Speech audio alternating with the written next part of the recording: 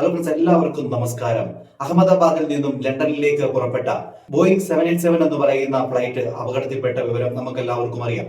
വളരെ ഞെട്ടലോടുകൂടി കേട്ട ഒരു വാർത്ത തന്നെയാണത്. അതിനകത്ത് 142 യാത്രക്കാരുള്ളതിൽ 141 പേരും മരണപ്പെട്ടു. അതിൽ നമ്മുടെ ഒരു സഹോദരിയുമുണ്ട്. പത്തനംതിട്ട പുല്ലാട് എന്ന് പറയുന്ന സ്ഥലത്തെ രജിത എന്ന് പറയുന്ന ഒരു സഹോദരി.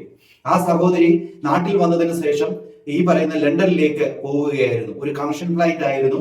അങ്ങനെ ആ സഹോദരി ഫ്ലൈറ്റിനുള്ളിൽ കയറി. പക്ഷെ എന്ത് ചെയ്യാനാണ്, ആ സഹോദരിയുടെ ജീവൻ നഷ്ടപ്പെട്ടു. വളരെ പ്രതീക്ഷകളും വളരെ സ്വപ്നങ്ങളും കൊണ്ട് ജീവിച്ച ഒരാൾ തന്നെയാണ് ഈ പറയുന്ന രഞ്ജിത എന്ന് പറയുന്ന ഒരു പെൺകൊച്ച്. ആ പെൺകുട്ടിക്ക് 2 മക്കളുണ്ട്.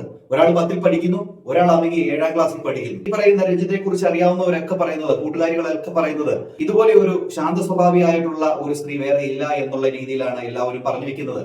കാരണം അവിടുത്തെ നാട്ടുകാരായാലും എല്ലാവരും പറയുന്നത് ഇതുപോലൊരു നല്ല കുട്ടി വേറെ ഇല്ല എന്നുള്ള ഒരു അഭിപ്രായമാണ് എല്ലാവർക്കും ഉള്ളത്.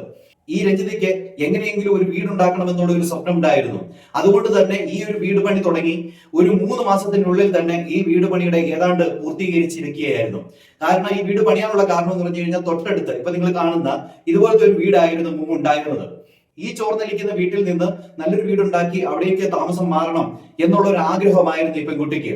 അതുകൊണ്ട് തന്നെ ഇതിന്റെ അകത്തെ പണി പെട്ടെന്ന് പൂർത്തീകരിക്കാനുള്ള ഒരു തത്രപ്പാടിലായിരുന്നു ഈ പറയുന്ന രഞ്ജിത. അങ്ങനെ ഈ മാസം 28-ാം തീയതി ഇതിന്റെ പാല് കാച്ചലിന് വേണ്ടി തീരുമാനിച്ചതായിരുന്നു. വീട് പണി ഇനിയും പണിയാൻ ബാക്കിയുണ്ട്, ടൈൽസ് ഒക്കെ ഇടാനുണ്ട്. എങ്കിൽ പോലും ഇവർക്ക് ആ ഒരു വീട്ടിൽ കിടക്കാതെ അമ്മയും കൊണ്ട്, അത് അമ്മ എന്ന് പറയുന്നത് ക്യാൻസർ രോഗിയായിട്ടുള്ള ഒരു അമ്മയാണ്, പിന്നെ ഈ കുഞ്ഞുങ്ങളെയൊക്കെ ഒരു കെട്ടുറപ്പായിട്ടുള്ള ഒരു വീട്ടിലേക്ക് മാറ്റണമെന്നുള്ള ഈ സഹോദരിയുടെ ആ ഒരു ചിന്ത കാരണമാണ് ഈ ഒരു മുറിയൊക്കെ റെഡിയാക്കിക്കൊണ്ട് അതിലേക്ക് പാല് കാച്ചി അങ്ങോട്ട് മാറാമെന്നുള്ള ഒരു ചിന്തയിലേക്ക് എത്തിയത്. എന്നാൽ അതിനു മുമ്പ് തന്നെയാണ് ഈ ഒരു ദുരന്ത വാർത്ത അവരുടെ വീട്ടിലേക്ക് എത്തിയത്. പിന്നെ ഓണത്തിന് തിരിച്ചെത്താമെന്നുള്ള ഒരു ചിന്തയൊക്കെ ആയിരുന്നു അവർക്ക്. പക്ഷെ എന്ത് ചെയ്യാനാണ്, വിധി അവിടെ അവർക്ക് എതിരായിട്ട് നിന്നു എന്ന് തന്നെ നമുക്ക് പറയാനായിട്ട് സാധിക്കും. ഈ പറയുന്ന രഞ്ജിത കോഴഞ്ചേരിയിലായിരുന്നു ജോലി ചെയ്തുകൊണ്ടിരുന്നത്. അവിടെ നിന്ന് ലീവ് എടുത്തതിന് ശേഷം ഗൾഫിൽ പോവുകയും ഗൾഫിൽ നിന്ന് പിന്നെ 1 വർഷമേ ആയിട്ടുള്ളൂ ലണ്ടനിൽ പോയിട്ട്. അവിടെ നിന്നുകൊണ്ട് തന്നെയാണ് ഈ വീടിന്റെ പണിക്കുള്ള കാര്യങ്ങളൊക്കെ ചെയ്തത്. ഈ പറയുന്ന രഞ്ജിത ലണ്ടനിൽ പോയതിനു ശേഷം അവിടുത്തെ തണുപ്പ് കാരണം സന്ധിവേദനയും അതോടൊപ്പം തന്നെ അവിടെ നിൽക്കാൻ പറ്റാത്ത ഒരു അവസ്ഥ, അവർക്ക് നടുവേദന, അങ്ങനെയൊക്കെ വന്നതുകൊണ്ട് തന്നെ എനിക്ക് നാട്ടിൽ പോയി സെറ്റിൽ ആവണം എന്നൊരു ചിന്തയായിരുന്നു ഈ പറയുന്ന രഞ്ജിതയ്ക്ക്. അത് കൂട്ടുകാരികളോട് പറയുകയുണ്ടായിരുന്നു, ഇനി ഞാൻ അങ്ങോട്ട് പോകുന്നില്ല, എനിക്ക് നാട്ടിൽ തന്നെയാണ് സെറ്റിൽ ആവേണ്ടത്, നാട്ടിലെ ജോലി കിട്ടിക്കഴിഞ്ഞാൽ ഞാൻ അവിടെ തന്നെ ഞാൻ അങ്ങ് സെറ്റിൽ ആവും എന്നുള്ള കാര്യമൊക്കെ പറഞ്ഞിരുന്നു. അങ്ങനെ ഇരിക്കുമ്പോഴാണ് ഈ ഹോസ്പിറ്റലിൽ നിന്ന്, കോഴഞ്ചേരി ഹോസ്പിറ്റലിൽ നിന്ന് അവർക്ക് ഒരു ലെറ്റർ പോകുന്നത്. ഒരു ഫയൽ സെൽഫ് അറ്റസ്റ്റ് ചെയ്യണമെന്ന് പറഞ്ഞുകൊണ്ട് ഒരു കോൾ പോവുകയും അതിനെ തുടർന്നാണ് ഒരു 4 ദിവസത്തെ ലീവിനായിട്ട് ഈ പറയുന്ന രഞ്ജിത ഇവിടെ എത്തുകയും അത് കഴിഞ്ഞതിന് ശേഷം തിരിച്ചു പോകുന്ന വഴിക്കാണ് ഈ ഒരു സംഭവം നടന്നത്. ഈ ഒരു സംഭവം എല്ലാം നടന്നു കഴിഞ്ഞപ്പോൾ ഈ രഞ്ജിതയെ കുറിച്ച് മാത്രം, രഞ്ജിതയും രഞ്ജിതയുടെ പിള്ളേരെയും അതോടൊപ്പം തന്നെ രഞ്ജിതയുടെ അമ്മയെ കുറിച്ച് മാത്രമാണ് മീഡിയകളിലൊക്കെ ചർച്ച വരുന്നത്. അപ്പോഴെല്ലാവരും ചോദിക്കുന്ന ഒരു ചോദ്യമുണ്ട്, എവിടെ രഞ്ജിതയുടെ ഭർത്താവ് എവിടെ എന്നൊരു ചോദ്യമാണ് എല്ലാവരും ചോദിക്കുന്നത്. കാരണം എല്ലാവരും തിരക്കുന്നതാണ്, ഇത്രമാത്രം വലിയൊരു അപകടം നടന്നിട്ടും, ഒരു ഭാര്യ മരിച്ചു പോയിട്ടും പിള്ളേരുടെ അമ്മ മരിച്ചു പോയിട്ടും ഭർത്താവിനെ കാണുന്നില്ല. ഈ ഒരു ചോദ്യം എല്ലാവരും ചോദിച്ചു തുടങ്ങി. ആരെയും കുറ്റപ്പെടുത്താൻ പറ്റത്തില്ല. കാരണം രഞ്ജിതയെ കുറിച്ചുള്ള വിഷമത്തിൽ നിൽക്കുന്ന നാട്ടുകാർക്ക് ഈ ഭർത്താവിനെ ഇവിടെ കാണുന്നില്ല, ഇവിടെ കുടുംബജീവിതത്തിൽ എന്തുണ്ടായി, എവിടെ അദ്ദേഹം എന്നുള്ളൊരു ചോദ്യം ഉണ്ടായിരുന്നു. അതിനൊക്കെ കൃത്യമായിട്ടുള്ള ഒരു മറുപടിയാണ് ഇപ്പൊ എത്തിയിരിക്കുന്നത്. പലരുടെ ചോദ്യത്തിനുള്ള ഒരു മറുപടിയാണ് ഇപ്പൊ ഞാൻ പറയാനായിട്ട് പോകുന്നത്. ഇത്രയും ഒരു അപകടം ഉണ്ടായിട്ട് കുഞ്ഞുങ്ങളെ ആശ്വസിപ്പിക്കാൻ പോലും ഇദ്ദേഹം എത്താതിരുന്നത് എന്തുകൊണ്ടാണ്? നമുക്ക് എല്ലാവർക്കും അറിയാം, ഈ രഞ്ജിതയുടെ ഈ ഒരു മരണം സംഭവിച്ചതിന് ശേഷം ഒരു തഹസീൽദാർ, ഒരു പവിത്ര എന്ന് പറയുന്ന ഒരു മറ്റവൻ, അവൻ ഫേസ്ബുക്കിൽ കൂടെ ഒരു കുറിപ്പ് കുറിച്ചിരുന്നു. അവൻ പറഞ്ഞിരുന്നു, ഒരു നായർ സ്ത്രീ ഉണ്ടായിരുന്നു, കേരളത്തിൽ സർക്കാർ ജോലി നൽകിയ അവർ ലീവ് എടുത്ത് വിദേശത്ത് സാധനം തേടി പോയി, കിട്ടേണ്ടത് കിട്ടി എന്നൊക്കെ പറഞ്ഞുകൊണ്ടാണ് ഇങ്ങനെ ഒരു പോസ്റ്റ് ഇട്ടത്.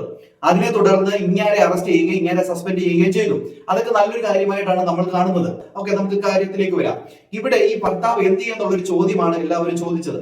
ഇതിനൊരു ഉത്തരവെന്ന് പറഞ്ഞു കഴിഞ്ഞാൽ, ഇദ്ദേഹം കോന്നി സ്വദേശിയാണ് ഭർത്താവ്.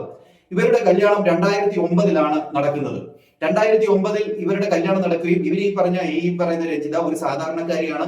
ഇവരുടെ വീട് വലിയ ആഡംബരത്തിലുള്ള വീടൊന്നുമല്ല, ഒരു ചെറിയൊരു വീടാണ്. എന്നാൽ ഇവർക്ക് ആലോചന എത്തിയത് ഈ കോന്നി സ്വദേശിയായുള്ള ആള്, ഇവനൊരു മിലിറ്ററി ഉദ്യോഗസ്ഥനാണ്.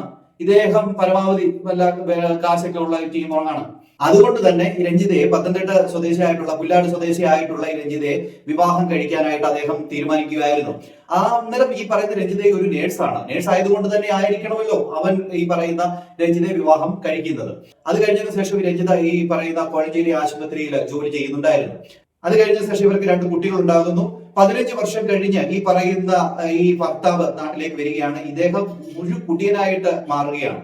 ഇദ്ദേഹം കുടിയൻ എന്ന് പറഞ്ഞു കഴിഞ്ഞാൽ നിരന്തരം കുടിയും ഈ പറയുന്ന രഞ്ജിത്തെ നല്ലപോലെ ദേഹോപദ്രവം ചെയ്തിരുന്ന ഒരു വ്യക്തിയാണ്. അങ്ങനെ ഇവരുടെ കുടുംബജീവിതത്തിൽ വളരെ ബുദ്ധിമുട്ടുകൾ സഹിച്ച ഒരു പെൺകുട്ടിയാണ് ഈ പറയുന്ന രഞ്ജിത. അതിനെ തുടർന്നാണ് രഞ്ജിത സ്വന്തം വീട്ടിലേക്ക് വരുന്നത്. കുഞ്ഞുങ്ങളെ വളർത്തണം, എനിക്ക് സ്വന്തമായിട്ടൊരു വീട് വേണം, ഇങ്ങനാണെങ്കിൽ മുഴു സമയവും ഇങ്ങനെ കുടിയാണ്, അതായത് താമര എന്ന് പറയാം, അതുപോലത്തെ ഒരു കുടിയനാണ് ഇദ്ദേഹം. അതുകൊണ്ട് തന്നെ എനിക്ക് സ്വന്തമായിട്ട് ജീവിക്കണം എന്നുള്ള ഒരു ചിന്ത ഇവരിലേക്ക് വരികയും അതുമൂലം ഈ പറയുന്ന കോന്നി സ്വദേശിയായിട്ടുള്ള വ്യക്തിയുടെ കയ്യിൽ നിന്ന് ഡൈവോഴ്സ് മേടിക്കുകയൊക്കെ ചെയ്തിരുന്നു. ഇപ്പോൾ ആൾക്കാർ പറയുന്നത് ഈ പറയുന്ന കോന്നി സ്വദേശിയായിട്ടുള്ള ഇദ്ദേഹം വരും, കാരണം 1 കോടി രൂപ ടാറ്റ കൊടുക്കാമെന്ന് പറഞ്ഞിട്ടുണ്ട്. അതോടൊപ്പം തന്നെ ഇവർക്ക് ഇൻഷുറൻസ് തുകയായിട്ടുള്ള പൈസ കിട്ടും, അതും കോടികളാണ്.